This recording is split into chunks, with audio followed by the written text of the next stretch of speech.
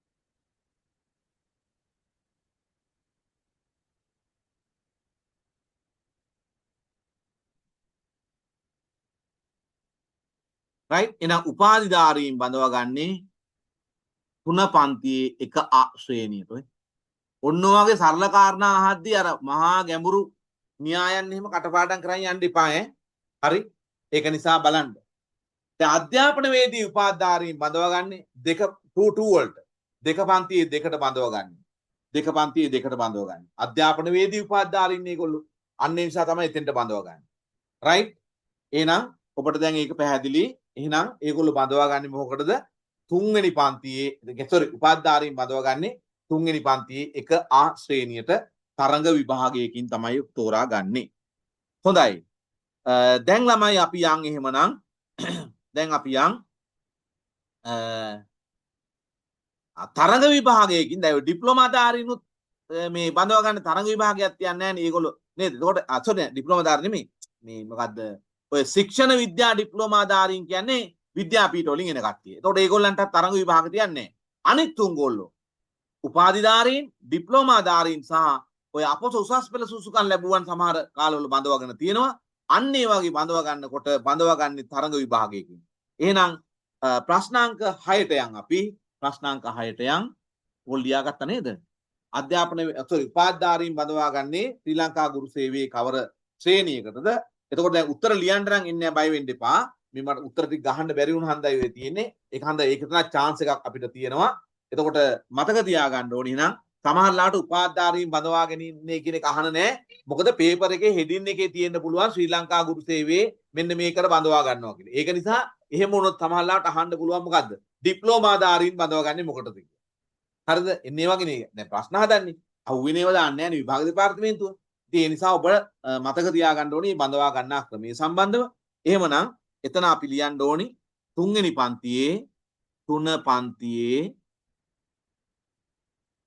පන්තියේ මොකද්ද 1 අ ශ්‍රේණිය 1 අ ශ්‍රේණියට කොහොම ලියා ගන්න දැනට එක අකුරක්වත් ලියන්න එන්නේ නැහැ පේපර් එකේ හරි එක අකුරක්වත් ලියන්න එන්නේ නැහැ right හැබැයි මෙහෙම ගන්නකොට තමයි ඔළුවට යන්නේ හරි Taman ලියනකොට එහෙම නැත්නම් ඔක ඉර ගැහුවට හරියන්නේත් නැහැ බැලුවා හරි ප්‍රශ්නාංක 6 තරඟ විභාගයකින් ශ්‍රී ලංකා ගුරු සේවය සඳහා බඳවා ගනු ලබන්නේ කවර සුදුසුකම් ලැබුවන් තරඟ විභාගයකින් ශ්‍රී ලංකා ගුරු සේවය සඳහා බඳවා ගන්නේ එතකොට ඔබ දන්නවා අධ්‍යාපන වේදී උපාධිධාරීන් බඳවා ගන්නේ නැහැ ශික්ෂණ විද්‍යා ඒ කියන්නේ විද්‍යාපීඨ වලින් එන කට්ටිය බඳවා ගන්නේ නැහැ එහෙම ඒගොල්ලන්ට ඩිරෙක්ට් පත්වීම් දෙනවා එහෙනම් අනිත් තුන් ගොල්ලෝ තමයි බඳවා ගන්නේ එහෙනම් කවුද අනිත් තුන් ගොල්ලෝ එකක් තමයි උපාධිධාරීන් රයිට් උපාධිධාරීන් සමහරට බහුවර්ණ ප්‍රශ්න වලට දානවා මේ වයින් නිවැරදි වන්නේ කියලා මේවා කලවම් කරලා දානවා උත්තර හතරේ ඔන්න එකක් දානවා උපාධිධාරීන් අධ්‍යාපන වේදී උපාධිධාරීන් කියලා දාපු ගාම වැරදීනි උත්තරේ ආයි දානවා උපාධිධාරීන් මොකද ශික්ෂණ මේ ඩිප්ලෝමා ඒක ලබා ගත්ත කට්ටිය කියන්නේ විද්‍යාපීඨ කට්ටිය කියලා උන් උත්තරයක් හදනවා එහෙමයි ඔය පිළිතුරු හදන්න හරි ලේසි ඒතර ඒක හන්ද ඔබට නිර්වෘල් අවබෝධයක් තියෙන්න ඕනි තරඟ විභාගයකින් ගන්නෙ කවුද ඩිරෙක්ට් ගන්නෙ කවුද කියලා රයිට් ඩිරෙක්ට් ගන්නෙ කවුද තව අහන්න පුළුවන් පහත කණ්ඩායම් වලින් ඩිරෙක්ට් ගන්නෙ කවුද කියන්නේ ඍජුවම බඳවා ගන්නෙ කවුද උපාධිධාරී ඊළඟට අධ්‍යාපන වේදී උපාධිධාරී උසස් පෙළ සමත් වූවන් එහෙම දාන්නත් පුළුවන් ඉතින් ඒක නිසා ඔබ එහෙනම් පොඩි ළමයි නෙමෙයි උපාධියක් හදාරපු අය ඕපන් එකේ කට්ටියත් ඒ වගේම දැන්ට රාජ්‍ය සේවයේ නිරත අයත් ඔක්කොම හොඳ අවබෝධයක් තියෙන අය ඉතින් ඒ නිසා ඔබට මේ තරම් පොඩි දේවල් මොකද කැම්පස් එකකට ගිහිල්ලා එන්නේ විශාල දැනුම් සම්භාරයක කැම්පස් එකට යන්න ලැබෙන්නේ බොහොම අතලොස්සක් පිරිසකට මහා විභාගයක් කරලා එන්නේ ඉතින් ඒ විභාග කරලා ඇවිල්ලා මේ තරඟ විභාගයක් මෙතන ලියන්න තියෙන්නේ හැබැයි තරඟ විභාග ලියලා නැති වෙම වෙන්න පුළුවන් ඒක හන්දා හැබැයි උනන්දුව පවත්වාගෙන යන්න විභාග දිනේ දක්වාම ඒකයි සතියේ දවස් 3ක් පන්තිය තියන්නේ ඒ උනන්දුව ගලවන්න නැතුව අරගෙන යන්නයි right හොඳයි මම ගොඩක් දෙන්නේ නැහැ ප්‍රශ්න තුක පිටින් කඳු ගහන්නේ නැහැ හැබැයි දෙන ටික ස්පීඩ් ටිකක් දෙන්නේ ඒක හොඳට ඒක බලා ගන්න right ඊළඟට එහෙනම් මෙතන එන්න ඕනි උපාධිධාරීන් ඊළඟට කවුද මේ ඩිප්ලෝමාධාරීන් වෙනත් ඩිප්ලෝමාධාරීන් කියලා ලියන්න කමන්න ඩිප්ලෝමාධාරීන් මොකද උත්තර ලියන්න දෙන්නේ නැහනේ ඊළඟට අපොස උසස් පෙළ සමත් වූවන් මේකෙන් මම ලියනවා කටු අකුරු දියෙන්නේ නැහැ ඒක ගණන් ගන්න එපා ඔය ගානටවල ලියන මේ පෑනින් කියන්න අමාරුයිනේ ඒක නිසා හරි හොඳයි ප්‍රශ්නාංක 7ට යන ළමයි අපි ප්‍රශ්නාංක 7 තරඟ විභාගයකින් ශ්‍රී ලංකා ගුරු සේවය සඳහා බඳවා ගන්න අවස්ථාවකදී එම තරඟ විභාගයේ පවත්වන බලධාරියා කවුද? ඔකත් ගුරු සේවා ව්‍යවස්ථාව වශයෙන් තමයි ඇවිල්ලා තියෙන්නේ. හරි. එතකොට මේක ඇවිල්ලා තියෙන්නේ ඒ විදිහටමයි ගුරු සේවා ව්‍යවස්ථාව වශයෙන්. ඔය මේකේ සංශෝධනයක් වුණා මොනවා හරි මේවද? ඔය තියෙන්නේ මෙන්න බලන්න මේ තරඟ විභාගයකින් කරනකොට පවත්වන බලධාරියා කවුද? මේ තියෙන්නේ කවුද? විභාග කොමසාරිස් ජෙනරාල්. දැන් ඕකට දානවා ඒගොල්ලෝ උත්තර මෙන්න මෙහෙම. පවත්වන බලධාරියා අධ්‍යාපන අමාත්‍යාංශයේ ලේකම් රාජ්‍ය පරිපාලන අමාත්‍යාංශයේ ලේකම් රාජ්‍ය සේවා කොමිෂන් සභාවේ ලේකම් විභාග කොමසාරිස් ජෙනරාල් මොනවා හරි ඔන්න වගේ උත්තර ටිකක් දානවා. ඒක හන්ද තමයි නිරවුල් දැනුමක් තියෙන්න ඕනේ. ඒ හන්ද මේක පවත්වන බලධාරියා තරඟ විභාගයේ තියන්නේ කවුද? විභාග කොමසාරිස් ජෙනරාල්. විභාග කොමසාරිස් ජෙනරාල් තමයි පවත්වන්නේ. රයිට්. එහෙනම් ප්‍රශ්නාංක 7 උත්තරය විභාග කොමසාරිස් ජෙනරාල්. විභාග කොමසාරිස් ජෙනරාල්. රයිට්. විභාග කොමසාරිස් ජෙනරාල් තමයි උත්තරය. පැහැදිලි නේද? දැන් සේවා ව්‍යවස්ථාවෙන් නිකන් මේ අරගෙන 1 by 1 කතා කරන්න ඕනේ නැහැ. මම ඔය කරන ක්‍රමේ තමයි ක්‍රමේ. හොඳේ. වැදගත් වෙන තැන් ටික තමයි ඉගෙන ගන්න ඕනේ. අනිත් ඕනේ නැහැ. ඔය අන්තර්කාලීන විධිවිධාන ඒව ඕනිය. ඒව මොකද? හරි. ඊළඟට අපි යන් ප්‍රශ්නාංක 8. ප්‍රශ්නාංක 8 අවශ්‍යයා කරන්න. මොකද ගොඩක් දිනක් අතේ පේපර් එක නැතුව ඇති. නේද? අපි යන් ප්‍රශ්නාංක 8. එහෙනම් දැන් එතකොට ප්‍රශ්නාංක 7 උත්තරේ මොකද්ද?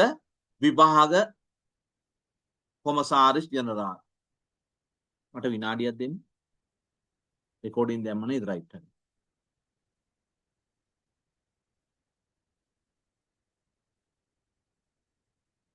විභාග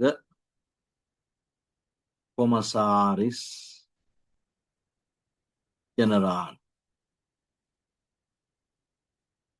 ප්‍රශ්නාංක 8 ගුරු සේවා ව්‍යවස්ථාවට අනුව ගුරුවරුන්ගේ කාර්යක්ෂමතා කඩවීම සඳහා සම්පූර්ණ කළ යුතු මොඩියුල් ගන්න 20යි. ඒක නිකන් මතක තියාගන්න. මොඩියුල් ගන්න 20යි. මොඩියුල් 20ක්. රයිට්. ඊළඟ ප්‍රශ්නේ මේකත් අහලා තිබුණා ප්‍රශ්නයක් තමයි ඔය. ගොඩක් ඔය මේ පහුගිය විභාගවල අහලා තිබිච්ච ඒවා. මම ඔයාලට විවිධ අධ්‍යාපනය හා සම්බන්ධ විවිධ විභාගවල අහපු බහුවර්ණ ටික දානවා. හරිද? ඒ කියන්නේ උදාහරණයක් ගුරු අධ්‍යාපන සේවය, ශ්‍රී ලංකා අධ්‍යාපන පරිපාලන සේවය, හරිද? විදුහල්පති ඒවයි ඔය සාමාන්‍ය දැනීම අහනේව තියෙනවා. EB වලත් අහනවා. ඒගොල්ලන්ගේ EB වලත් තියෙනවා ඔය අධ්‍යාපනික දැනීම. ඉතින් මේ ප්‍රශ්නත් අල්ලමන් දානවා. ඒත් මට මේ chance එකක් තියෙනවා ඒගොල්ලන් EB ක්ලාස් අරගෙන මෙහෙත් කරනවානේ. ඒක නිසා ඒ වගේ ඒවත් අල්ලලා දානවා. දැන් උදාහරණයක් විදිහට පාසල් වල මූල්‍ය කළමනාකරණය ගැන වෙනම චක්‍රලේඛයක් තියෙනවා. ඒකෙදි තියෙනවා කොහොමද ඒකේ ප්‍රසම්පාදන කමිටු තියෙනවා. ඒවැයි සභාපති කවුද? කී දෙනෙක් ඉන්නවද? ඒ වගේ තියෙනවා. භාණ්ඩාගාරික වෙන්නේ කවුද? එතකොට ආදිශිෂ්‍ය සංගම් ගැන තියෙනවා නේද? ඉන්නේ වගේ විවිධ දේවල් තියෙනවා. ඉතින් මේ වගේ පොඩි කෑලි අහන්නේ රයිට්. ශ්‍රී ලංකාවේ පාසල් වර්ගීකරණයට අනුව පාසල් වර්ග කීයක් තියෙනවද කියනවා. පාසල් වර්ග කීයක් තියෙනවද? ඔන්න ඔක අපි ලියා ගන්න ඕන ළමයි. ශ්‍රී ලංකාවේ පාසල් වර්ග කීයක් තියෙනවද? කීයක් තියෙනවද දන්නවද? පාසල් වර්ග කීයක් තියෙනවද? 4ක් තියෙනවා. පාසල් වර්ගීකරණයට අනුව පාසල් වර්ග 4ක් තියෙනවා. මොනවාද 4 තියෙන්නේ? එකක් තමයි ඔන්න අහගෙන ඉන්න. ඒක අපි ලියා ගන්න වෙනවා. ඒක නම් ලියා ගන්න වෙනවා. ඒක ලියා ගන්න වෙනවා. පාසල් වර්ග.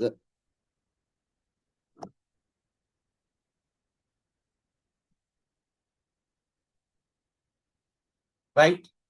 එතකොට මේ තියෙන පාසල් වර්ග ටික එකක් තමයි ළමයි 1 AB පාසල්. මේ තමයි නේද? ඔවා තියෙන ගණන් ටික එහෙම මම දෙන්නම්. ඔවා ඔක්කොම මේ අප්ඩේට් දෙන්න ඕනේ. හරිද? අප්ඩේට් දෙන්න නැතුව බෑ.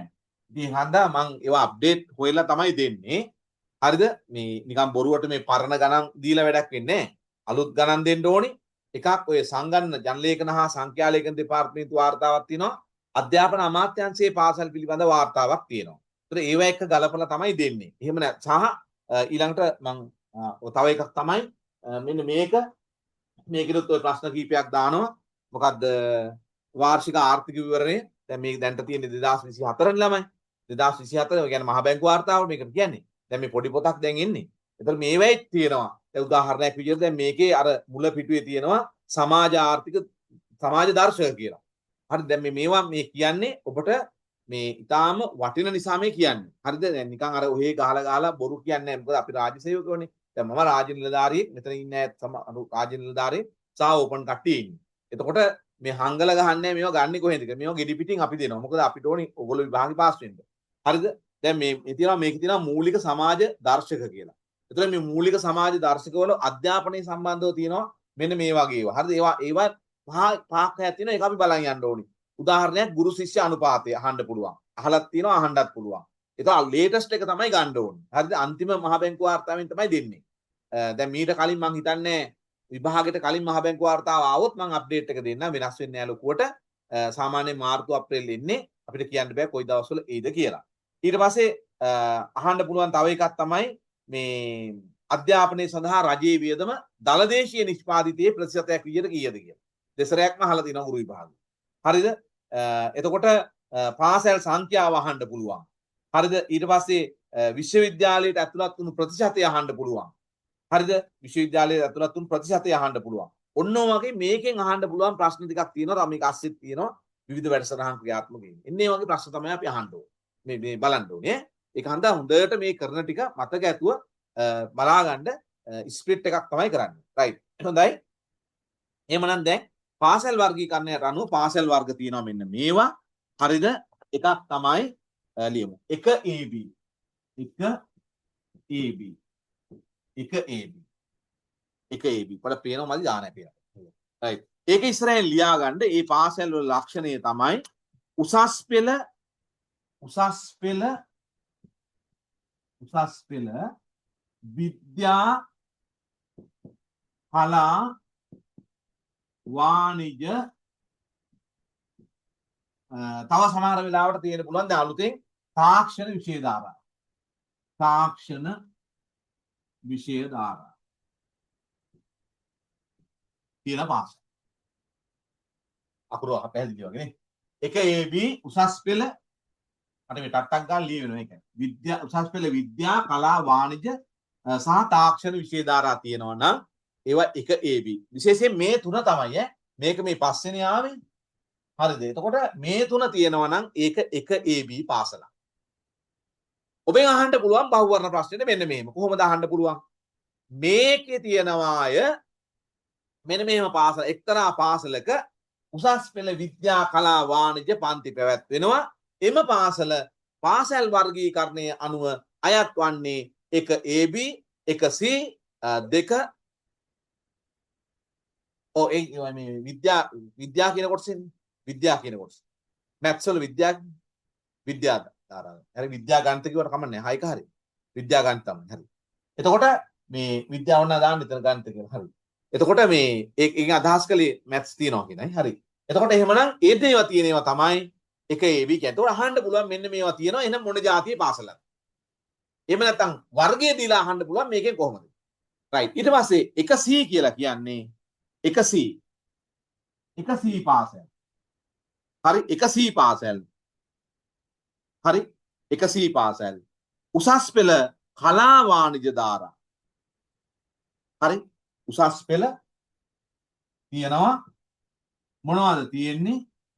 කලා සහ වාණිජ්‍ය විෂය ධාරා සයන්ස් නෑ. උසස් පෙළ කලා හා වාණිජ්‍ය විෂය ධාරා තියෙනවා. හරිද? එතකොට මේකේ ඕනනම් මේ එක විෂය ධාරාවකින් කලා විතරක් තියෙන්නත් පුළුවන් ඈ. කලා විතරක් තියෙන්නත් පුළුවන්. ඒත් ඔට්ටුයි ඈ. ඒත් 1C තමයි. ඊට පස්සේ දෙක වර්ගයේ පාසල්. දෙක වර්ගයේ පාසල්. ඒක තියෙන්නේ ලියාගන්න දෙක වර්ගයේ පාසල්. ඔබ සටහන් ලියාගන්න පොඩි පොතක් හරි කොළ තියෙනවට නම් වඩා හොඳයි පොඩ්ඩක් පොතක් වගේ තියාගන්න නිකන් ওই පොඩි ඉවර වෙච්ච පොතක් ළමයිගේ පොතක් නේද? අලුත් ළමයින් නම් ඇති දැන් ඕපන් ළමයින්ගේ නම් ඇති ඔය A level කරපු අය එහෙම ඉතුරු වෙච්ච පොත් එහෙම තියනවා නේද? ඒව ගන්න. නිකන් පොත් වලට නාස්ති කරන්න ඕනේ ගණන්. හරි. පොඩි පිටු 40ක් 50ක් 60ක් තිබුණාම ඇති මේ විභාගෙටම මේවා ලියා ගන්න. මහ ලොකු දේවල් ලියන්න නෑ. ගණන් හදන්න නෑ. හැබැයි මේ IQ එකට පිටු 80ක කොට රූල් පොතක් තියාගන්න ඕනේ. ඒක අද මට කියන්න අමතකුණා. IQ එකට නම් ඕනේ ඈ. මේ IQ අර ෂෝට් මෙතඩ්ස් ටිකක් එහෙම කරන්න වෙනවනේ. ඒක නිසා ඒව නම් ලියා ගන්න මේ කොට රූල් පොතක් වගේ ගත්තොත් නම් හොඳයි ඈ. CR පොතක්. හරි. හොඳයි. එතකොට එහෙනම් දෙක වර්ගය කියන්නේ එහෙනම් ලියා ගන්න 1 සිට 11 හෝ 1 සිට 11 ශ්‍රේණි. එක ශ්‍රේණිය ඉඳන් 11 ශ්‍රේණිය. 1 11 කින් ලියා ගමු පැහැදිලිනේ. 1 11 ශ්‍රේණි හෝ 1 9 ශ්‍රේණි හෝ එක 9 ශ්‍රේණිය හෝ 6 සිට 11 දක්වා එක 11 එක 9 හෝ 6 සිට 11 ඒවා අපි කියන්නේ දෙක වර්ගයේ පාසල්. දැන් ওই දෙක වර්ගයේ පාසල් කොච්චර තියෙනවද කියලා එහෙම අහන්නත් පුළුවන් හොඳේ.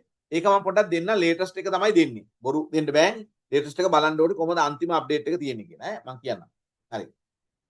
ඊළඟට ලොකු ගැඹුරක් තියෙනවා ළමයි. මේ තොරතුරු ගොඩක් හොයන්න ඕනේ. රයිට්. ඊළඟ එක තමයි තුන වර්ගයේ පාසල්. තුන වර්ගයේ පාසල් ලියන්නේ. තුන වර්ගයේ. පේන්නේ නැද්ද? ලියන්න පේන්න ඕනේ නේද? තුන වර්ගයේ පාසල්. හරි. ඒක ලියා ගන්න මොනවද මේ පාසල් වෙන්නේ? 1 සිට 5 දක්වා. 1 සිට 5 ශ්‍රේණිය දක්වා. එහෙම නැත්නම් 1 සිට 8 ශ්‍රේණිය දක්වා. 1 සිට 5 ශ්‍රේණිය දක්වා හෝ 1 සිට 8 ශ්‍රේණිය දක්වා තියෙනවා නම් ඒවට අපි කියනවා තුන්වෙනි වර්ගයේ පාසල්. එහෙනම් පාසල් වර්ගීකරණේ හතරක් තියෙනවා. හතරක් තියෙනවා. එක AB, එක C, දෙක තුන. ඒ කියන්නේ 1 2 3 තියෙන්නේ එකක් එක AB. අනිත් එක 1 C. AB ගියහන්ද C. අනිත් එක 2 3. පැහැදිලිනේ? හොඳයි. හොඳයි. පොඩ විශ්ලේෂණාත්මක ඉගෙනගෙන යන්න මුල් ටික ඈ. නැත්නම් අර මෙන්න මේකට මේක කියලා වැඩක් වෙන්නේ නැහැ නේ. අවබෝධයක් තියෙන්න බෑ නේද? හරි. හරි. දැන් එහෙනම් ඔන්න එතන පාසල් වර්ග කීයක් තිබේද? 4යි. 4යි ඈ.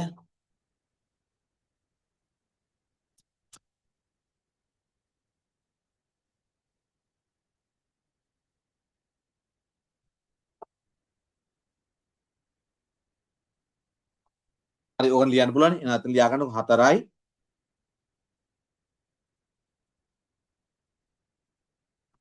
right thank you. 4යි. මම නිකන් ඕගලන්ට දැනීමට ලියන්නම් එහෙනම් 1 AB 1 C 2 3 ප්‍රශ්නාංක 10. මේවා මේ පොඩි short questions ගන්න. ළමයාගේ චර්යාත්මක වෙනසක් ඇති කිරීම සඳහා සංවිධානාත්මකව ලබා දෙනු ලබන අත්දැකීම් සමූහය හඳුන්වන්නේ කවර නමකින්ද? ඒකට අපි කියන්නේ විෂය මාලා. විෂය මාලා. විෂය මාලා. හරි. ඊළඟ එක වත්මන් ශ්‍රී ලංකා පාසල් අධ්‍යාපනයේ ඔය ටිකට මට මම තියරි ටිකක් පොඩි කෙටි සරහන් ටිකක් දෙන්න නම් ටික එහෙම දාලා ඒවා එච්චර අහන්නේ නැහැ. හරි. වත්මන් ශ්‍රී ලංකා පාසල් අධ්‍යාපනයේ විෂය මාලා කීයක් ක්‍රියාත්මක වෙනවද කියලා අහනවා. විෂය මාලාවන් 8ක් ක්‍රියාත්මක වෙනවා. විෂය මාලා 8ක් ක්‍රියා. ඒ ටික නෝට් ටිකක් දෙන්නම් ඈ. ඒක දැන් කතා කරන්න ටික වෙලා යනවනේ. ඒක නිසා. ඊළඟට ශ්‍රී ලංකාවේ ප්‍රාථමික අධ්‍යාපනය ගත්තාම තමයි අවධි 3ක් තියෙනවා. අවධි 3ක් තියෙනවා. ප්‍රශ්නාංක 13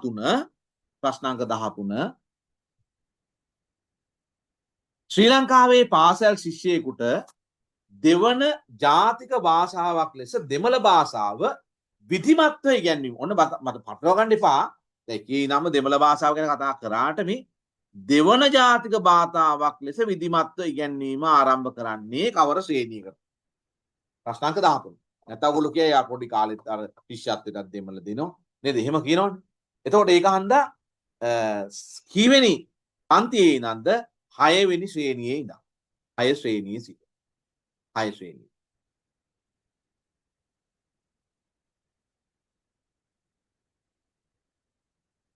දෙවන ජාතික භාෂාව ඈ රයිට්. ශ්‍රී ලංකාවේ පාසල් ශිෂ්‍යයෙකුට ඉංග්‍රීසි භාෂාව විධිමත්ව ඉගෙන ගැනීමට අවස්ථාව සැලසෙන්නේ කවර? ඔය විශේෂයෙන් අහන්නේ ඔය විවිධ අධ්‍යාපන ඒවා ක්‍රියාත්මක වෙච්ච ඒවා වැඩසටහන් ප්‍රතිපත්ති ඒවානේ අහනවා කියලා තියෙන්නේ. ඉතින් ඒ නිසා ඒ ටික තමයි අපි මේ සාකච්ඡා කරගෙන යන්න ඕනේ ළම. හරිද? එතකොට එහෙමනම් ඉංග්‍රීසි භාෂාව විධිමත්ව ඉගෙන ගන්න පටන් ගන්නේ 3 ශ්‍රේණියේ සිට. 3 ශ්‍රේණියේ සිට. දැන් ඔයාලට පුළුවන් ඕන පොඩි කෙටි සටහනක් වගේ එකක් හදාගන්න. ඉංග්‍රීසි භාෂාව 3 ශ්‍රේණියේ. දෙමළ භාෂාව 6 සිට.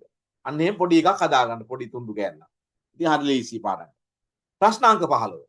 ශ්‍රී ලංකාවේ පාසල් ශිෂ්‍යයෙකුට සෞන්දර්ය විෂයන් තෝරාගෙන විධිමත්ව ඉගෙන ගැනීමට අවස්ථාව සැලසෙන්නේ කවර ශ්‍රේණියේ ඉඳන්ද කියලා අහනවා.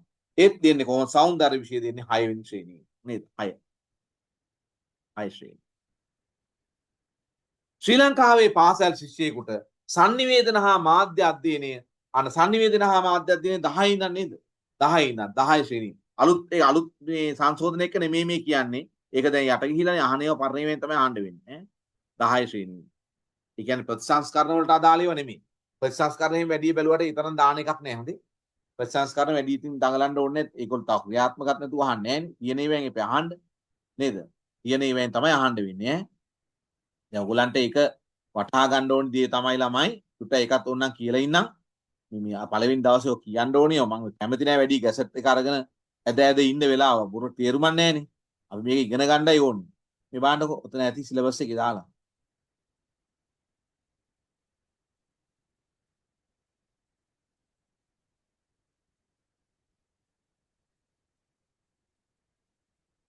ඔය මේ විෂය ගැටලු තියෙන අය පොඩ්ඩක් මේ කෝල්ස් හරි මට දෙන්න. එතකොට මම පොඩ්ඩක් ස්ටඩි කරලා කියන්නම්. මොකද දැන් මේ වෙලාවේ එක කියන්න ගියොත් එහෙම අපරාධ වෙලාව එකයි ඈ. මේ තියෙන සබ්ජෙක්ට් ටික තෝරා ගැනීම විශේෂ ගැටලු තියෙනවා ගොඩක් ගැටලු තියෙනවා මේකේ. හරි සංකීර්ණයි මේ සර්කියුලර් එක.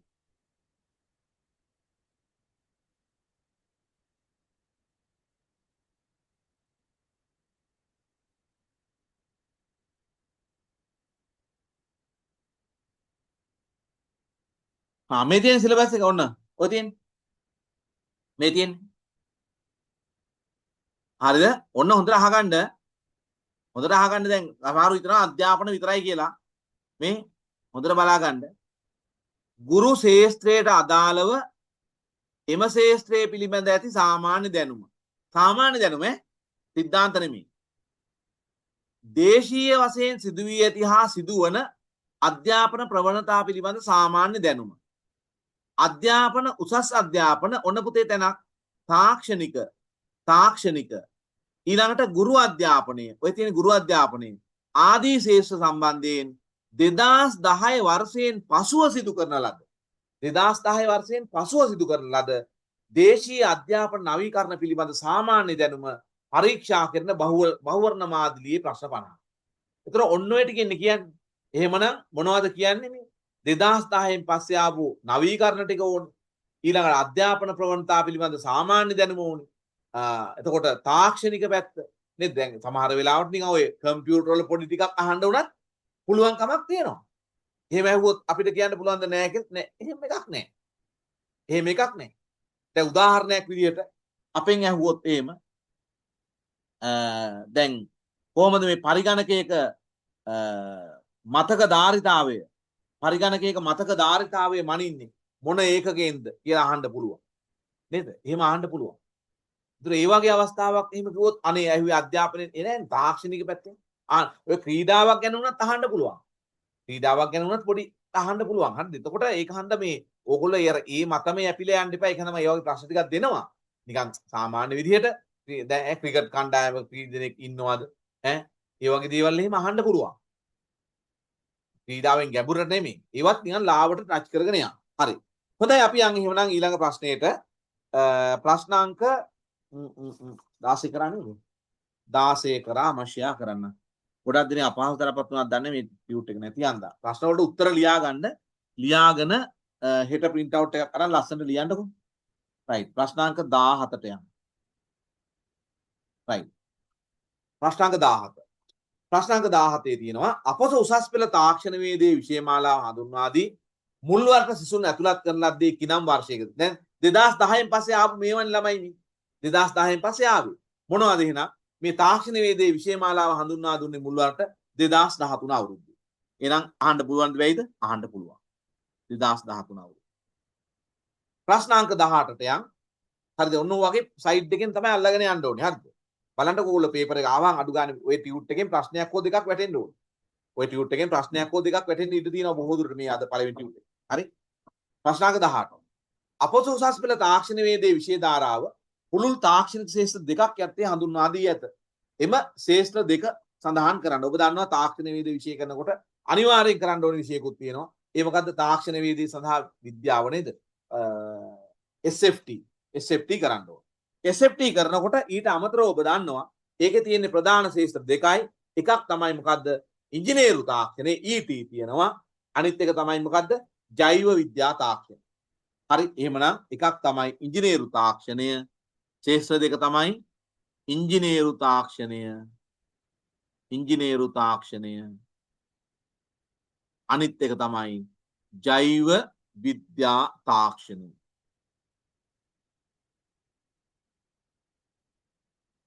ජෛව විද්‍යා තාක්ෂණය. පැහැදිලිද? right. හොඳයි අපි යන් එහෙමනම් ප්‍රශ්නාංක 19 අපොස උසස් පෙළ තාක්ෂණ වේදයේ හදාරන සිසුවෙකු අනිවාර්යයෙන්ම තෝරා ගන්න ඕන. ඒ කියන්නේ එයා ටෙක්නොලොජි කරනවා නම් ඒ කියන්නේ මේවා මේ තාක්ෂණ වේදේ කරනවා නම් අනිවාර්යෙන් එයා සයන්ස් ෆෝ ටෙක්නොලොජි කරන්න ඕන. සයන්ස් ෆෝ ටෙක්නොලොජි කියන්නේ මොකද්ද? SFT නේ. තාක්ෂණ වේදයේ සඳහා විද්‍යාවනේ. තාක්ෂණ වේදයේ සඳහා විද්‍යාව. තාක්ෂණ වේදය සඳහා විද්‍යාව. SFT නේද? Science for Technology. SFT. right. ඊළඟට අහනවා ප්‍රශ්නාංක 20. ප්‍රශ්නාංක 20 බලන්න. ප්‍රශ්නාංක 20. 13 වසරක සහතික කරන ලද අධ්‍යාපන වැඩසටහන් ක්‍රියාත්මක වූයේ කිනම් වර්ෂයේද? ඔන්න මම කිව්වා ඔබට 2010 පස්සේ ඒවා ගැන වැඩි අවධානයක් යොමු කරන්න. හරිද? අපි හොයලා ඒවා දෙනවා. හොයලා දෙනවා. හරිද? අර ඊට කලින් ඒවා ඉතින් ගොඩාක් ඕනේ නැහැ. ඒකත් මම ඕන අධ්‍යාපන ඉතිහාසය පොඩ්ඩක් උගන්වන්නම්. පෘතුගීසි කාලේ වෙයි, ලන්දේසි කාලේ වෙයි, ඉංග්‍රීසි කාලේ වෙයි කියන්න පුළුවන්. නමුත් ඊට වඩා අහයි මේගොල්ලෝ සිලබස් එකේ ඩිරෙක්ට් තියනවා 2010න් පස්සේ කියලා. ඒ නිසා ඒවෙන් අහන ප්‍රවණතාවය වැඩි. අරවෙන් අහන්නේ නැම කියන්න බෑ. පොඩි ප්‍රශ්න අහනවා. හරි. පොඩි ප්‍රශ්න අහනවා. එතකොට නමුත් මෙතනට එන වැඩි. 13 වසරක සහතික කරන ලද අධ්‍යාපන වැඩසටහන ළමයි ක්‍රියාත්මක වෙන්න පටන් ගත්තේ මොන අවුරුද්දේද? 2017. 2017. ඔබ දන්නවා දැන් අර සාමාන්‍ය පෙළ සමත් හෝ ඒ අසමත් අයට පුළුවන් ඉගෙන ගන්න විෂයන් ටිකක් තියෙනවා. ඉතාම වැදගත් ඒ වැඩසටහන. හරි. එතකොට මේ එකෙන් නිසි ප්‍රයෝජන ගත්ත අයත් ඉන්නවා නේද? හරි. එහෙනම් බලමු අපි ප්‍රශ්නාංක 21කට යන 13 වසරක සහතික කරන ලද අධ්‍යාපන වැඩසටහන යත්තේ හඳුන්වා දී ඇති වෘත්තීය විෂය ධාරාව හැදෑරීමට ඇතුළත් විය හැක්කේ කාටද? ඒ කාටද? උසස් පෙළ අපොස සාමාන්‍ය පෙළ සමත් හෝ අසමත් දෙගොල්ලන්ටම පුළුවන්. සමත් අසමත් දෙගොල්ලන්ට පුළුවන් නේද?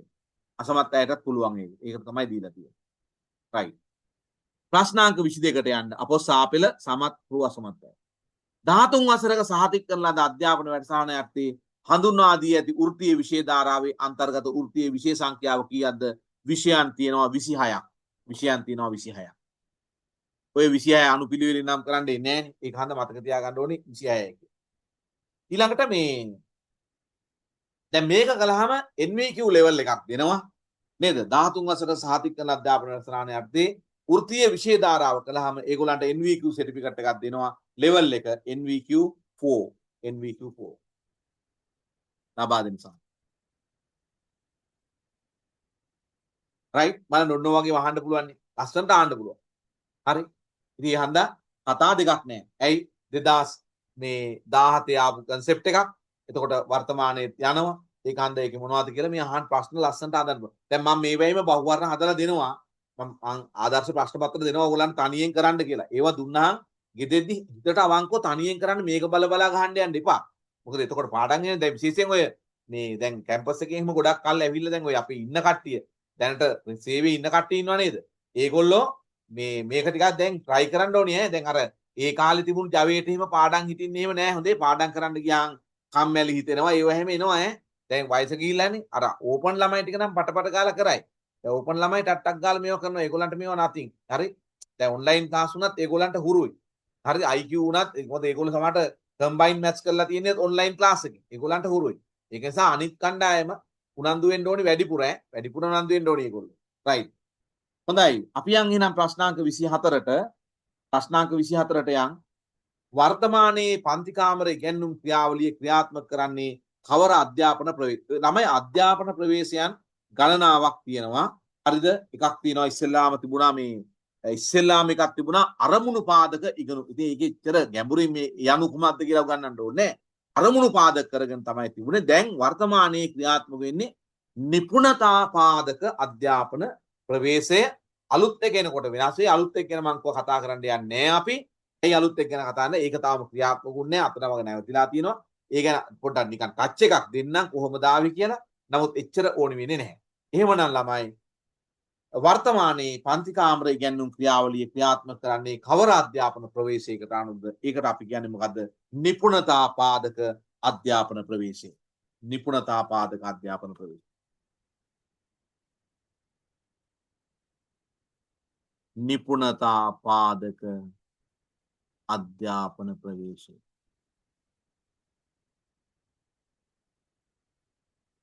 නිපුණතා පාදක අධ්‍යාපන. රයිට්. ප්‍රශ්නාංක 25ට යන්. ප්‍රශ්නාංක 25ට යන් එක්සරයක් අහලා තිබුණා ඔකෙන් බහුවර්ණයක්. නිපුණතාවක ඇතුළත් විය යුතු ප්‍රධාන සංරචක මොනවාද කියලා ඔබට හොඳින් දන්න ඒවා තියෙන්නේ. අපි දැන් පුහුණු වැඩසටහන් වලදී අර මේ කියන්නේ මොනවද?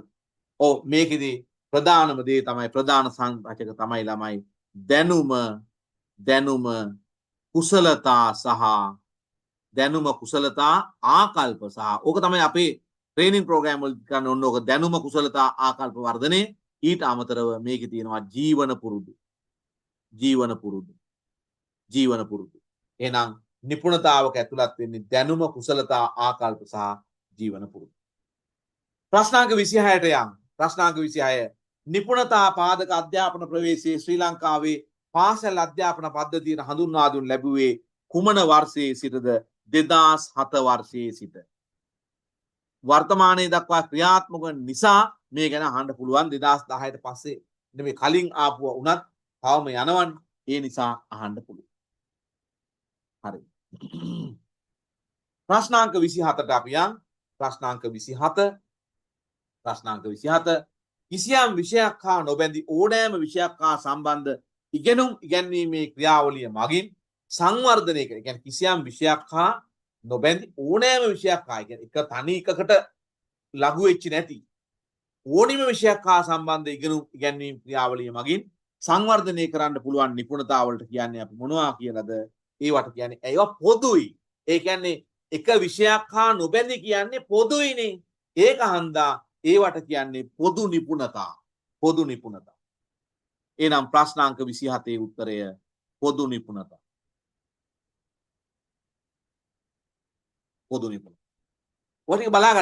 ඔය ටික බලාගන්න හොඳට බලාගන්න. මං කිව්වේ ඔකෙන් අඩුම ගාන ප්‍රශ්න දෙක තුනක් වගේ වැටෙයි ඈ. ඔය පියුට් එකෙන්ම දෙක තුනක් තමයි වැටෙන්නේ. නේද? ඒක ටිකක් තියෙනවා කරන්න.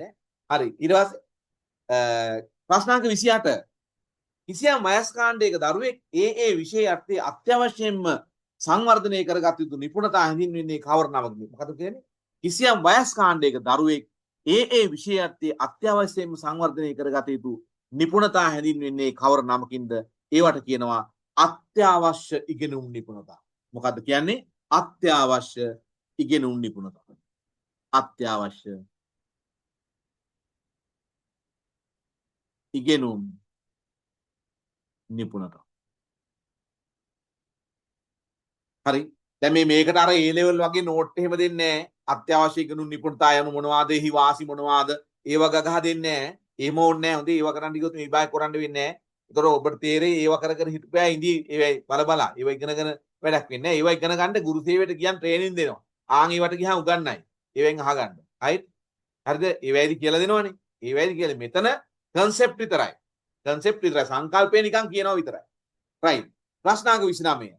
වත්මන් ප්‍රාථමික අධ්‍යාපනයේ තක්සේරු කරණය සඳහා යොදා ගන්න ලබන්නේ කුමන? තක්සේරු කරන කියන්නේ මේ දැන් ඕනෑම එක ඒකේ ඇගීමක් තියෙනවා. තක්සේරුවක් තියෙනවා. මේ තක්සේරු කරණය සඳහා ආන්නේ තක්සේරු කරණය සඳහා යොදාගන්නේ කුමන නිපුණතාවද? ඒ සඳහා යොදාගන්නේ ළමයි අත්‍යවශ්‍ය ඉගෙනුම් නිපුණතාවමයි. උඩ පිළිතුරමයි. අත්‍යවශ්‍ය. දැන් මේ ටික ඇත්තටම ඕගොල්ලන්ට මේ දැනුමක් නැහැනේ. දැන් ඇත්තටම මේක ඉගෙන ගන්නම වෙනවා. දැන් මේ වගේ පැතිවෙන් අහනවනම් දැන් බලන්නකො අර පේපර් අරගෙන. ඒතර ඔයයි ටිකක් ඉගෙන ගන්න වෙනවා. හරි. ප්‍රශ්නාංක 30ට යනවා. ප්‍රශ්නාංක 30.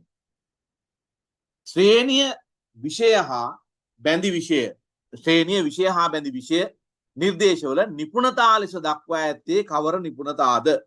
ඒවට අපි කියන්නේ විෂය නිපුණතා. බලන්න නිපුණතා වර්ග ගණනාවක් තියෙනවා. පොදු නිපුණතා තියෙනවා. එතකොට අත්‍යවශ්‍ය ඉගෙනුම් නිපුණතා තියෙනවා. නේද? ඒ වගේ නිපුණතාවන් වර්ග කීපයක් තියෙනවා. විෂය සම්බන්ධ නම් ඒවට කියනවා විෂය නිපුණතා. දැන් ළමයි අපේ රටේ දැන් වර්තමානයේ යන්නේ මේ දැනට තියෙන නිපුණතා පාදක අධ්‍යාපන ප්‍රවේශය ඊට පෙර අපේ රටේ පැවතියේ වෙනත් අධ්‍යාපන ප්‍රවේශයක්. ඒකට කියනවා අරමුණු පාදක අධ්‍යාපන ප්‍රවේශය. එහෙනම් ප්‍රශ්නාංක 31 උත්තරය අරමුණු පාදක අධ්‍යාපන ප්‍රවේශය. අරමුණු පාදක අධ්‍යාපන ප්‍රවේශය. අරමුණු පාදක අධ්‍යාපන. right? ප්‍රශ්නාංක 32. ඔන්න ඔය සාමාන්‍යයෙන් ප්‍රශ්නයක් දෙකක් එනවා ළමයි මේ අධ්‍යාපනික සංකල්ප ලෝකයට හඳුන්වලා දුන්නේ නැහැ සම්බන්ධව. දැන් සමහරවල් සරල ප්‍රශ්නයක් අහන්න පුළුවන් මේ මොන්ටිසෝරි ක්‍රමයේ කවුද හඳුන්වලා දුන්නේ? හරිද? ඉසඩ් ස්කෝර් ක්‍රමයේ කවුද හඳුන්වා දුන්නේ? අහන්න පුළුවන්. දැන් ඔබ බලාපොරොත්තු වෙන්න එපා නිදහස් අධ්‍යාපනයේ පියාණන් සුවර්මයි කියලා. ඒව අහලා ඉවරයි. ඒව අහලා ඉවරයි. තේරුණාද කියන එක? ඉතින් ඒ නිසා ඒව ආවොත් නැතින්නේ හැමෝටම. දැන් මේක තරඟ විභාගයක්. දැන් ඒකත් කියන්න ඕන. දැන් මං කියනවා ඔයගොල්ලන්ට සාමාන්‍ය හැමෝම ලකුණු 75වත් සබ්ජෙක්ට් එකට ගන්න තරඟي වැඩි. 150ක්වත් ගත්තොත් ගොඩ යන්න පුළුවන්. ඔබ හිතා ඉන්නවා නම් 40 අරන් යන්න. ඒ ඉන්නම තමයි වෙන්නේ. 40 අරන් කරන්න බෑ මේක. මේක අන්ත මේ හිතන්න එපා මේ වට ගන්න එහෙම දෙනවා කියලා. අපි ආල්ුවේ දෙවෙනි වටේ එහෙම දෙනවද? එහෙම දෙන්නේ නැහැ. දැන් මේකටත් මට සුවර් නැහැ කොයි වෙලාවෙ නඩුවක් දායිද කියලා.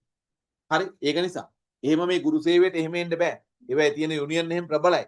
හරි එතකොට මේ කොහොම හරි රජය පොඩ්ඩක් බැලන්ස් කරලා දීලා තියෙන්නේ. ඒක හන්දා මේ වෙලේ කචල් එකක් දාන්න එකක් නැහැ කියලා හිතනවා. හරි දැම්මොත් මෙතර කචල් වුණා ඉවරටම ඉවරයි.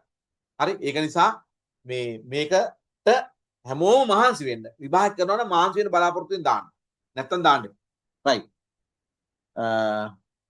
අර ඇඩ්මිෂන් ආවල් ලිය නෑ වුණාම බෑ.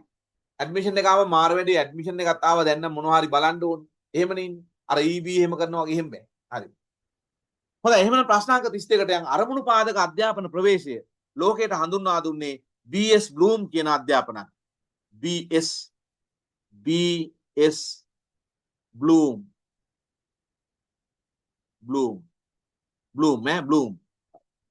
බැලුම් එහෙම නෙමෙයි බ්ලූම්.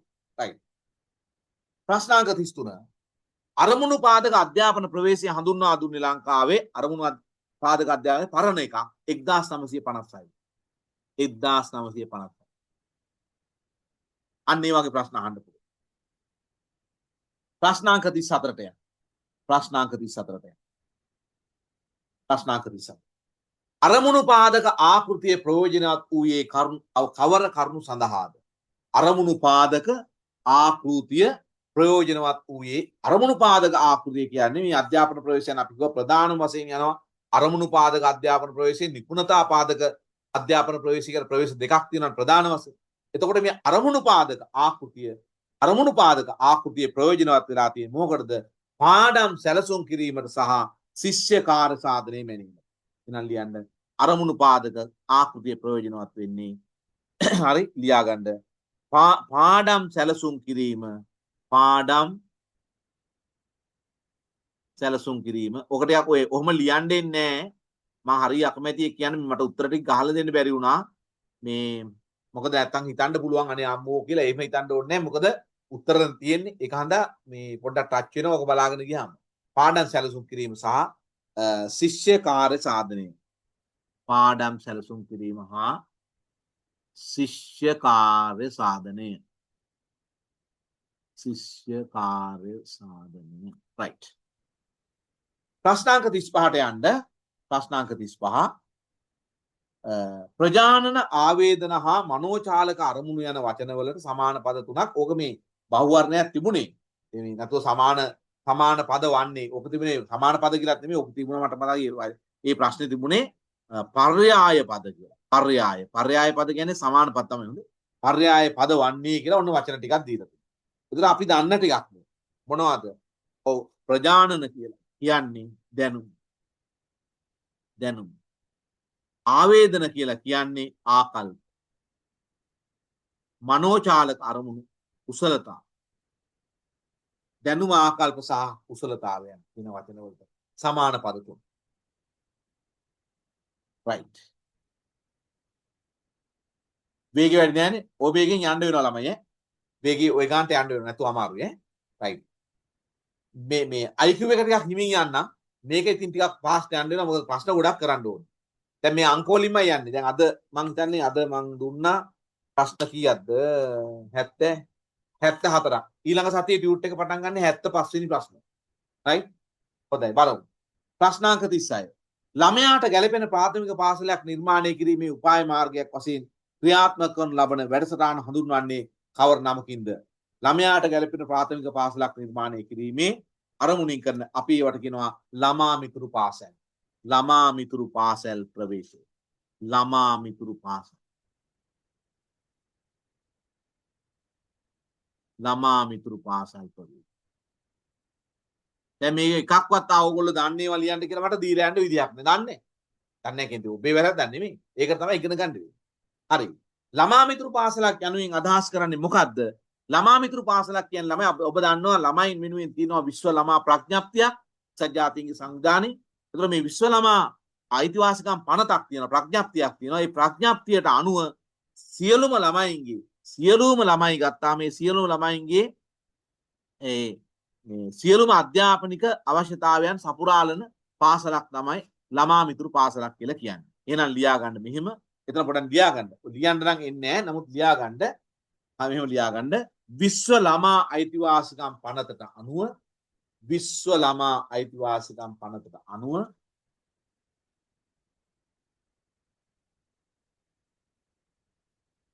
සියලු ළමයින්ගේ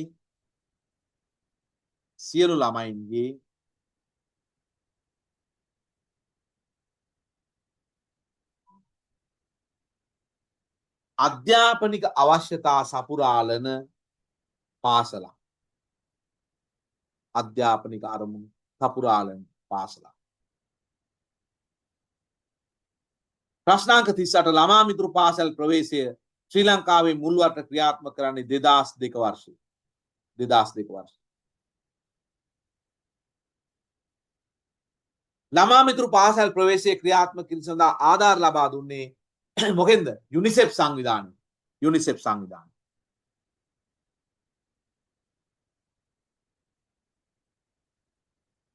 යුනිසෙෆ් සංවිධානය right හොඳයි අපි යම් ප්‍රශ්නාංක 40ට ප්‍රශ්නාංක 40ට යම් ප්‍රශ්නාංක 40 කියන්නේ මොකද්ද ශ්‍රී ලංකාවේ පාසල් පද්ධතියට පාසල පදනම් කරගත් ඇගයීම් වැඩපිළිවෙල හඳුන්වා දුන්නේ ළමයි 1998 සමහර විට ආන්න පුළුවන් නමුත් ටිකක් පරණයි 2010න් පස්සේ වගේ තමයි අහන්නේ නමුත් කියන්න බෑ ඒ නිසා බලන්න ඊළඟට අපොස උසස් පෙළ සිසුන්ට මෙන්න මේකත් ඒ දවස්වල තිබුණු සංකල්පයක් තමයි ওই කාලෙම දිවි පැවැත්ම සඳහා ඉගෙනීම කියලා එකක් තියෙනවා දිවි පැවැත්ම එතකොට මේ දිවි පැවැත්ම සඳහා නිපුණතා සංවර්ධන ව්‍යාපෘති කියන වැඩසටහන හඳුන්වලා දුන්නේ 1990යි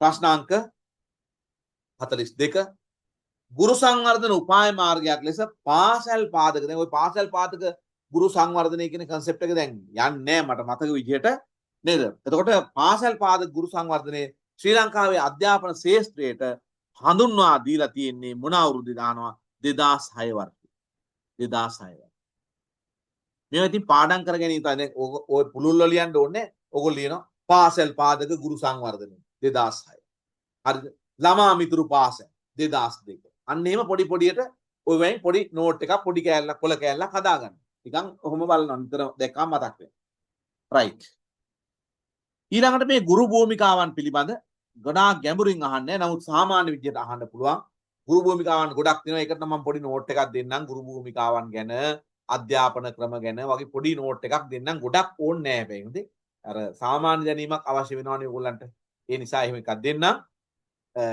නමුත් මේ ෂෝට් ඇන්ඩ් ස්වීට් මෙහෙම තමයි අහුවෙන්නේ ගොඩක් ප්‍රශ්න මෙන්න මේ වගේ ගොඩක් පේපර් කරලා ගියාම පේපර් කරන එක තමයි දැන් වැඩිහිටි අධ්‍යාපනයේ ගොඩක් වෙලාවට යන්නේ ඒක ලහන් අහුවෙන්නේ ඒක තමයි හොඳම වැඩි නැත්තම් අර සිලබස් කවර් කරලා මහා පොත් ලියලා නේද එහෙම කරන්න වෙලා මදි පරිණාමන ගුරු භූමිකාව යනුවෙන් අදහස් වන්නේ කවර ආකාරයක ගුරු භූමිකාවක්ද පරිණාමන ගුරු භූමිකාව කියලා කියන්නේ සිසුන්ට දැනුම ගොඩනගා ගැනීම සඳහා ගවේෂණයේ යොදවනවා ඒගොල්ලන්ට මේක ස්ටඩි කරන්න අපි හොළඹවනවා. ගවේෂණයේ යොදවනවා. ඊට යට තියෙනවා ඔබට පේනවා ගනුදෙනු ගුරු භූමිකාව කියලා. ගනුදෙනු ගුරු භූමිකාව කියන්නේ සිසුන් එක්ක සංවාදයේ යෙදෙමින් දැනුම ලබා දෙනවා. ඔබට පේනවාද මේ දෙකේ වෙනසක් තියෙනවනේ. පරිණාමන ගුරු භූමිකාවේදී සිසුන් ගවේෂණයට යොමු කරනවා.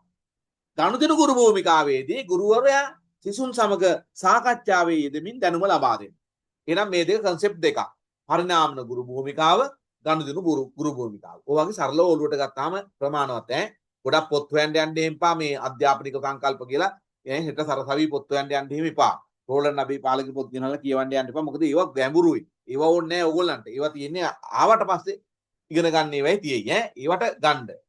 නැත්තම් දැන් හෙට ගිහිල්ලා පොත් හොයලා ගන්න ඔළුව නරක් කරගන්න. right. 43 එහෙනම් පරිණාමන ගුරු භූමිකාව ලියන්න මෙහෙම. සිසුන්ට දැනුම ගොඩනගා ගැනීම සඳහා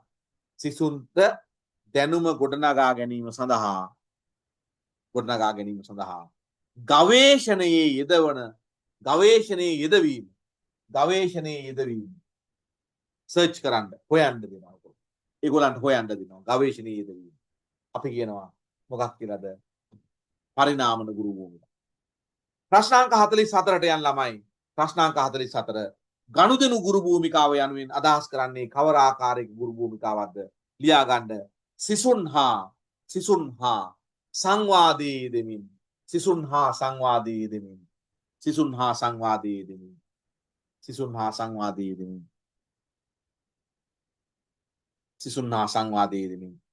දැනුම ලබා දීමයි.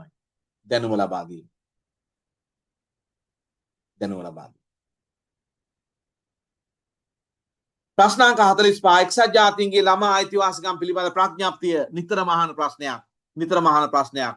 එක්සත් ජාතීන්ගේ ළමා අයිතිවාසිකම් පිළිබඳ ප්‍රඥාප්තිය සම්මත කරගන්න ලද්දේ මොන වර්ෂයේද? ඒ කියන්නේ ලෝකේ එක්සත් ජාතීන්ගේ සම්මත කරගත්තේ 1989 ලංකාවේ ඊට අවුරුදු දෙකකට පස්සේ 1991 දී තමයි ඒක පිළිගත්තේ. එහෙනම් ප්‍රශ්නාංක 45 උත්තරය එක්සත් ජාතීන්ගේ ළමා අයිතිවාසිකම් පිළිබඳ ප්‍රඥාප්තිය සම්මත කරගන්නා ලද්දේ කිනම් වර්ෂයේද? 1989.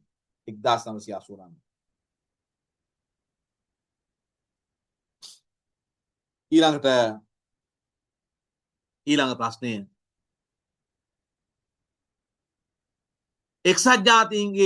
ශ්‍රී ලංකා රජය එක්සත් ජාතීන්ගේ ළමා අයිතිවාසිකම් පිළිබඳ ප්‍රඥාප්තිය පිළිගන්නා ලද්දේ කිනම් වර්ෂයේදීද? අපි පිළිගත්තේ 1991. 1990. හරි 1990.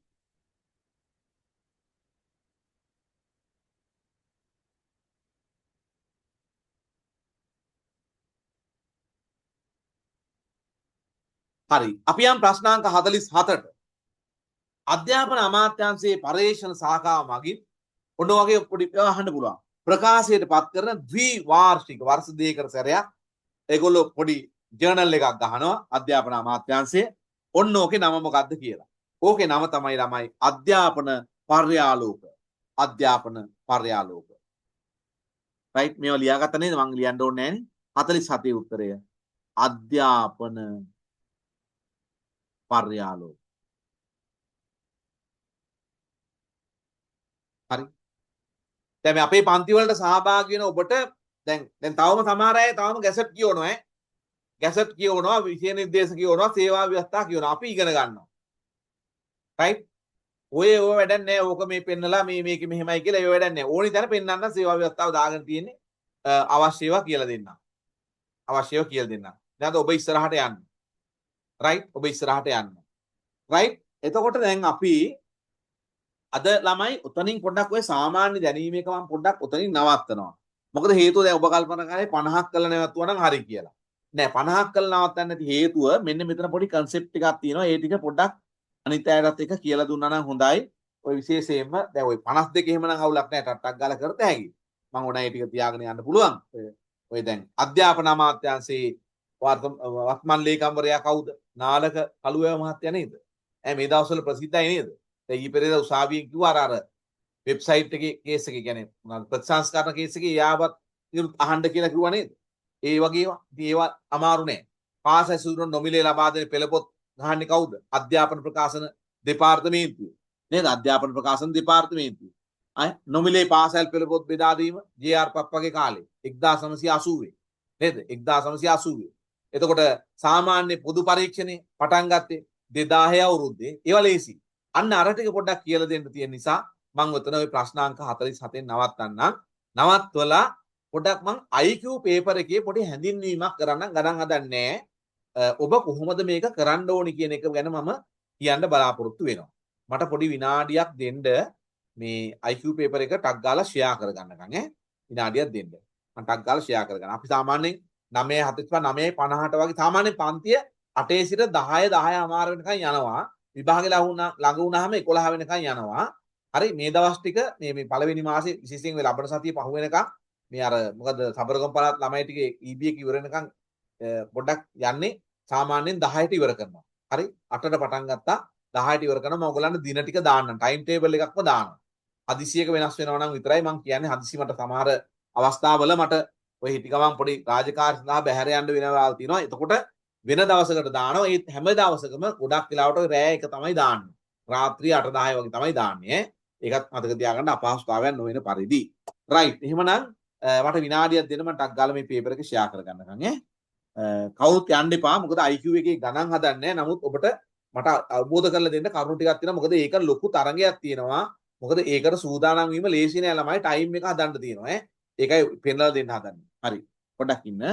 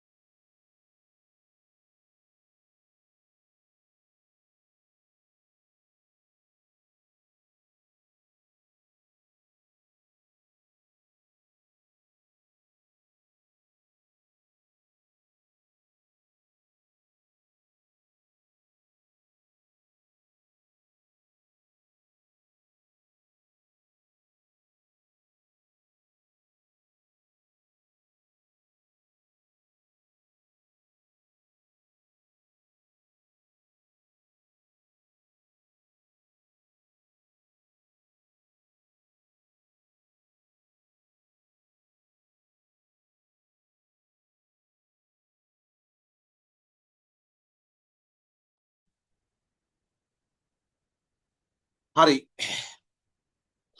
දැන් මම ඕගොල්ලන්ට දාලා තියෙනවා අවුරුදු 3ක නීති විද්‍යාල විභාගයේ ප්‍රශ්න පත්‍ර 3ක් මේක දාන්න හේතුව ඔබට පේනවද මේ විභාග ප්‍රශ්න පත්‍ර සකස් කරන්නේ කවුද? විභාග දෙපාර්තමේන්තුව. මේ විභාග දෙපාර්තමේන්තුව. ඔබේ විභාගයේ IQ එක හදන්නේ කවුද? විභාග දෙපාර්තමේන්තුව. ඒගොල්ලයි පැනල් එකෙන් තමයි හදන්නේ. ඒගොල්ලන්ගේ ප්‍රශ්න බැංකුවෙන් තමයි ප්‍රශ්න දාන්නේ. ඒක හන්දා ඒගොල්ලන්ගේ පේපර්ස් තමයි අපි කරලා යන්න ඕනේ. හරිද? ඒක හන්දා මෙන්න මේ ප්‍රශ්න පත්‍ර ටික දැන් හෙට අනිද්දාට print out ගන්න. අරන් නිකන් උඩින් පල්ලෙන් බලන්න මට මේවා තේරෙනවද කියලා. නොතේරුණාට කමන්නේ තේරුණාද කියලා බලන්න. දැන් ඔබ කියයි මම පන්තියකට එනවනේ ඒක. නෑ නෑ පන්තියට එන්න කලින් බලන්නකෝ.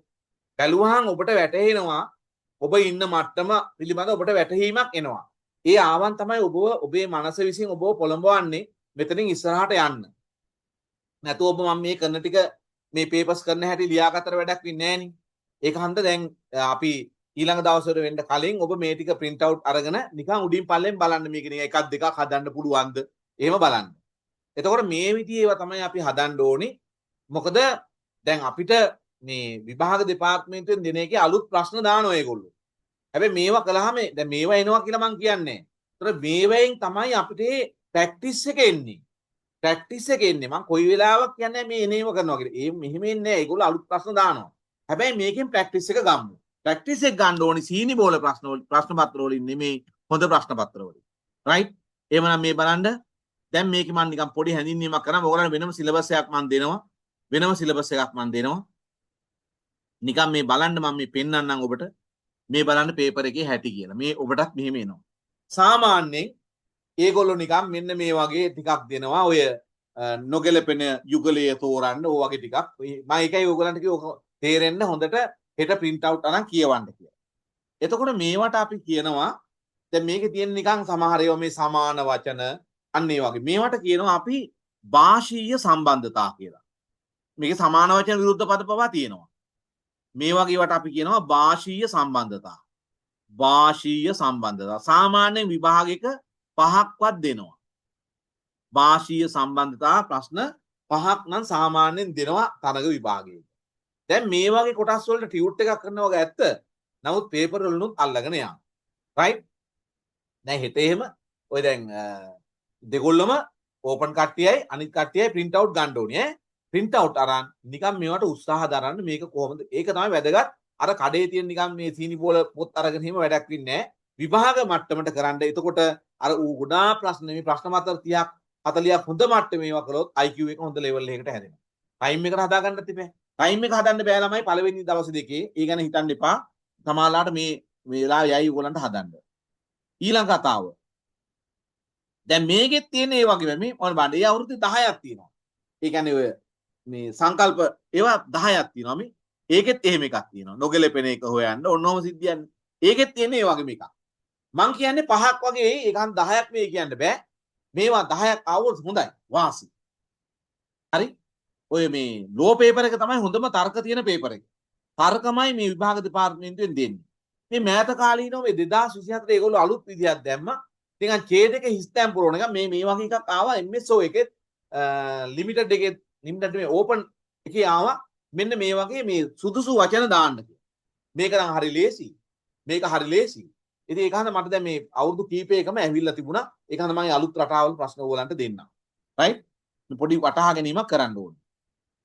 වටහා ගැනීමක් කරන්න ඕනේ. ඊළඟට මේවා තියෙන්නේ පුළුවන් තරම්ම තර්ක. අපිට කියන්න බෑ අන්න අර જાතියෙන් එනවා කියන හැම. දැන් මේක බැලුවොත් එහෙම මේක තියෙන්නේ මේ දින කැලෙන්ඩර්. දින මාස ඒ කියන්නේ අපි මට කියනවා මේ දින කැලෙන්ඩර් ගැටලුව. මේක දින කැලෙන්ඩර් ගැටලුවක්. හැමදාම හිත නැත්නම් අපි දන්නේ නැහැ. දින කැලෙන්ඩර් ගැටලුව මේ. ඉතින් මේවට ටියුට් එකකුත් කරනවා. ටියුට් එක කරන්න කලින් හැබැයි කරන්න ඕනේ දින කැලෙන්ඩර් ගැටලුව. 5ක්ම ඇවිල්ලා තියෙනවා නේ. 5ක් ඇවිල්ලා. ඊළඟට මේ තියෙන මේ ඔක්කොම තර්ක. මේ ඔක්කොම තියෙන තර්ක ගැටලු. මේ මේක තර්ක ගැටලුවක්මයි. අපි වට කියනවා විශ්ලේෂණ තර්කණය කියලා. ඒව මම වෙනම කතා කරන්න. ඒවට වෙනම කතා කරමු අපි. මේ වගේ ඒවා. ඊළඟට දැන් මේ බලන්නකො. මේකද ඇත්තටම පොඩි ගණිත දැනුමක් වගේක් තියෙන මේ ප්‍රස්ථාරික නිරූපණයක්. ඔබ කල්පනා අම්මෝ භෞතික විද්‍යාව වගේ කියලා. නෑ නෑ එහෙම නෑ. ඕක කරන්න ගියාන් තේරෙනවා හරි ලේසි කියලා. හොඳේ? දැන් ඔබට මං ඉුවේ ඒකයි මුලදීම මං ඔබව නිකන් රවට්ටන ස්වරූපේ ප්‍රශ්න දෙන්න කැමති නෑ. හරිද? නිකන් පොඩි සීනි බෝල වගේ දීලා විභාගිය අමාරු වෙනවනේ. ඒක හන්ද යම් මට්ටමක ප්‍රශ්න හදාගෙන යන් මේ නැතන් අර සමහර පන්ති වල වගේ මට සරලව කර කර ඉන්න පුළුවන් මම කැමති නෑ. රයිට්. ඊළඟ කාරණේ තමයි දැන් මේ මෙන්න මේවා බලන්නකො. මේ මෙන්න මේ වගේ ගැටලු ළමයි මේ A level වල පොදු ප්‍රශ්න පත්‍රයේ තියෙන්නේ. A level වල පොදු ප්‍රශ්න පත්‍රයේ කො වගේ ගැටලු තියෙනවා. ඒවෙන් තමයි අරන් තියෙන්නේ. හරි? මට තව ආවේ නෑ ඉන්න. මේවත් එහෙමයි තර්ක. මෙන්න බලන්නකො. දැන් මේ පේපර් එකේ මේක දැක්කහම සමහර කාරණා මේ මොකක්ද අප්පා තොරණ වගේ. මේ තමයි මේ පේපර් එකේ මොනවද දීලා තියෙන විදිහද මේ? සංඛ්‍යා රටා දීලා තියෙන විදිහ. දැක්කද? සංඛ්‍යා රටා මේ තියෙන්නේ. සංඛ්‍යා රටා කොහොමද දීලා තියෙන්නේ තොරන් ගැහුවා වගේ. දැන් අපි හිතාගෙන යන්නේ ඒ 2 4 6 8 ඊළඟට මොකක් එයිද කියලා ලියන්නද? එහෙම ඉන්නේ නැහැ. ඒවා ප්‍රාථමික යුගයේ ඒවා. ඒ කියන්නේ ඊළඟට එන එක ඒවා නෙමෙයි දැන් ගොඩක් එන්නේ මෙන්න මේ විදිහේ වෙනවා. එහෙම නැත්නම් ඒ රටාවක් දීලා ඒකට නොගැලපෙන පදේ මොකද්ද තෝරන්න කියනවා. ඔන්න වගේ ඉන්නේ. එහෙනම් ඔබට තේරෙනවද විභාග අලුත් වෙලා තියෙන්නේ. IQ අලුත් වෙලා තියෙනවා. විභාග අලුත් වෙලා තියෙන එක හඳ පරණේව හදලා වැඩක් නැහැ. රයිට්? එතකොට 41 45 ඊළඟට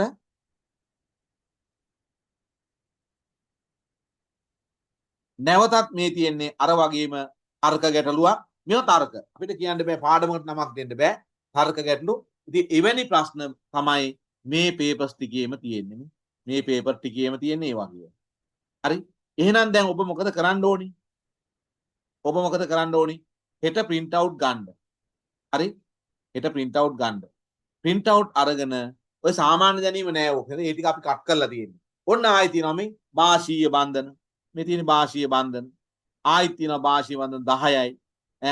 ඔය තියෙන අර වගේ තර්ක ගැටලු. ඔය තර්ක ගැටලු. හරි. එතකොට එහෙනම් ඕගොල්ලෝ මේ තියෙන්නේ අර මැජික් කොටු වගේ හරස්පද ප්‍රහේලිකා ඔය තියෙන්නේ. ඕවා තමයි දැන් ට්‍රෙන්ඩ් එකේ දෙන්නේ. අර කැට ගැටලු මේ.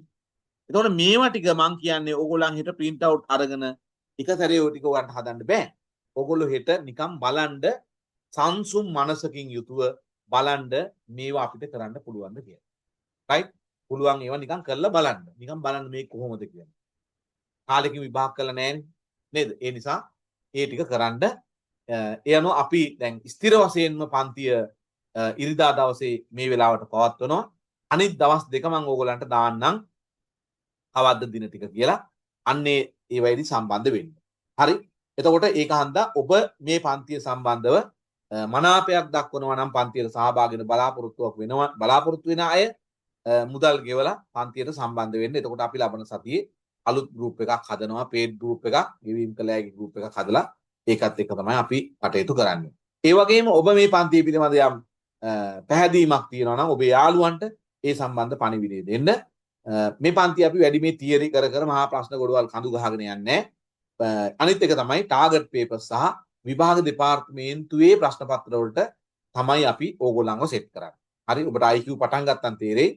සරලවත් කියලා දෙනවා. සංකීර්ණ ගැටලු කියලා දෙනවා. එහෙම නැතුව යන්න බෑ. හරි? තීනි බෝල හදලා බෑ. හරි. එහෙනම් ඒක හන්දා මම ඉතා වැදගත් වැඩපිළිවෙලක් හදලා තිනවා ඔබ ජයග්‍රහණය සඳහා ගෙනියන්න. ඒ සඳහා එනම් එක්කහුව වෙන්න. ඒ නිසා අද පළවෙනි දවසේදී මම දැන් පන්තිය නවත්වනවා. එහෙනම් අපි ඊළඟ දවසේ හම්බ වෙමු. දැනට ගෲප් එක තියෙනවානේ. ඒ ගෲප් එකට පණිවිඩය දාන්නම්. ඉදිරි දින ටික මොනවද කියලා ස්ථිර වශයෙන් ඉරිදා දවසේ තියෙනවා. පොඩ්ඩක් අර මේ සබරගම් පළාත් කට්ටිය නිසා මට පොඩ්ඩක් මේ දවස් කීපයේ තියන්න නැතුව ඉන්න වෙයි. ඒගොල්ලෝ විභාගෙ තියෙන නිසා IQ එක පටන් ගන්න නැතුව ඉන්නේ. ඉරිදා නිශ්චිත වශයෙන්ම අපි පටන් ගන්නවා. රයිට්? ඊළඟට දැන් මේ ඔන්ලයින් ක්ලාස් එකේ කරගන්න පුළුවන් හැමෝම මේක කරගන්න කිසිම ගැටලුවක් නැහැ. නමුත් මම අර කියන්න ඕනේ බොහෝ දෙනෙක් ඉල්ලීමකුත් තියෙනවා අර සමහර අයට IQ එක හොන් නිසා ඒගොල්ලන් අර හෝල් ක්ලාස් එකක් කරන්න කියලා. එතකොට අපි 21 වෙනිදා රත්නපුරේ හෝල් ක්ලාස් එකක් පටන් ගන්නවා. උදේ 8:30 සවස් 1:30 සයන්ස් සෙන්ටර් ආයතනයේ. ඒවා දෛනික ගාස්තු රුපියල් 800ක් අය කරනවා. ඊළඟට 22 වෙනි ඉරිදා සිට බලංගොඩ මයික්‍රෝ ආයතනයේ හෝල් ක්ලාස් එකක් පටන් ගෙනෙනවා. එතකොට සාමාන්‍ය ඒකේ ටිකක් වැඩිපුර කියන්නේ මේ දැන් අපි මේකේ දවස් දෙකක් කරන ඒවා තුනක් විතර කරන ඒවා එක එක දවසෙන් කරනවා. ඒක වෙනවනේ. ඒ ටයිම් එක තියෙනවනේ. දැන් උදාහරණයක් විදිහට එතන පැය 6ක් කතා කරනකොට ප්‍රශ්න 150ක් විතර කතා කරනවා. IQත් එහෙමනේ. ඒකේ බලාපොරොත්තු වෙනවා අර IQ papers දීලා ඕගොල්ලන්ට කරන්න දීලා ලකුණු දාලා දීලා එහෙම පියවරක් දැන් මේකෙත් එහෙම කරනවා. මේකේ කරන්නේ ඕගොල්ලන්ට කලින් පේපර් එක දෙනවා හදාගෙන එන්න කියලා. මේ ඔන්ලයින් ක්ලාස් එකේදී සොයන් විනේසා සොයන් කැපවීම අවශ්‍යයි. හරි. ඔව්. ඔව්. ප්‍රමාණකරණය කියලා කියන්නේ මෙහෙමයි. දැන් අපි මොනවා හරි ඉගැන්වීම් ක්‍රමයක් එහෙම කරාම ඒක සම්බන්ධව ඒක මිනුම් කරන්න ඕනේ. ඒකෙන් ලැබෙන ප්‍රතිඵලය කොච්චරද කියන එක සම්බන්ධව. ඒක තමයි ප්‍රමාණකරණය කියලා කියන්නේ. දැන් ඔය කාර්ය සාධන වලදී කියන්නේ ප්‍රමාණකරණය. ප්‍රමාණනය කියන්නේ ඒකයි. quantities කියන්නේ. හරි මම කියලා දෙන්න. හරි.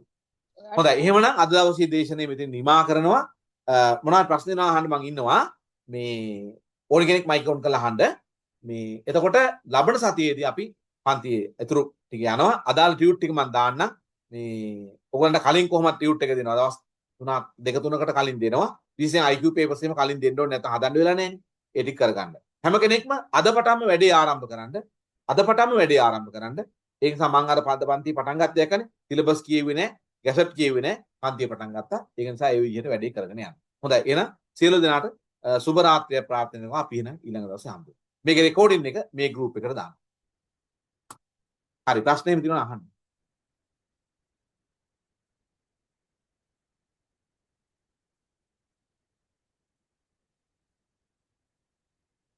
හරි. එහෙනම් ඔබේ ප්‍රශ්න නැත්නම් මම මීට් එක එන්ඩ් කරනවා. ඔව් මේ සර් දැන් අපි අර කලින් පාර මේ දැම්මනේ එක්සෑම්. ඔව් ඔව් එතකොට ඒකේ තිබුණ සබ්ජෙක්ට් පොඩි ප්‍රමාණයක් තිබුණේ.